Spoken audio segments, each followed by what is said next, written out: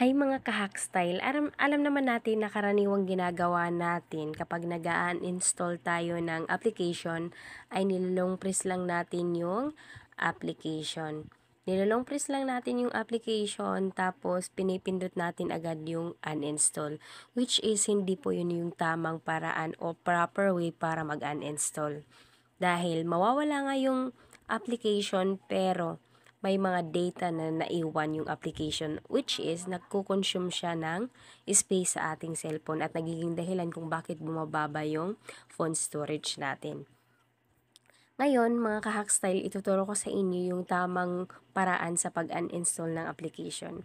Una natin gagawin, long press lang natin yung application, tapos imbis na uninstall yung pindutin natin, app info yung ating pipindutin. Pindutin natin at app info, tapos yung storage usage yung pipindutin natin.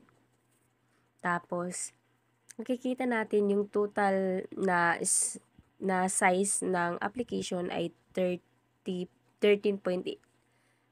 MB. Tapos, yung data naman na gagamit ay 532 KB. Bali, naging total niya ay 13.5 MB. Kapag in-uninstall natin, nakikita natin yung clear data. Kapag in-uninstall natin yung application tapos hindi pa natin cleaner data, yun yung may maiiwan na mga na data sa ating cellphone. Kaya kadalasan kahit in-uninstall na natin yung application, may nakikita pa rin tayong mga folder doon sa application na binara natin.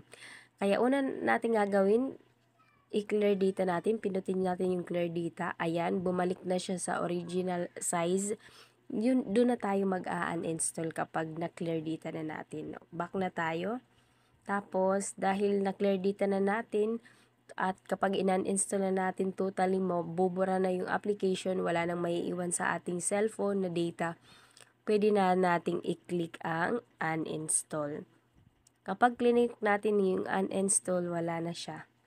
Kaya mahalaga na alam ninyo yung tamang paraan ng pag-uninstall ng application. Dahil paano kung marami kang nang in-uninstall pero hindi mo pa na-clear data? So, marami pa rin yung malaki yung makukonsume ng mga ganong application na may mga naiwang data sa ating cellphone. Kung nakatulong ang video ito, please consider subscribing. Thank you. God bless.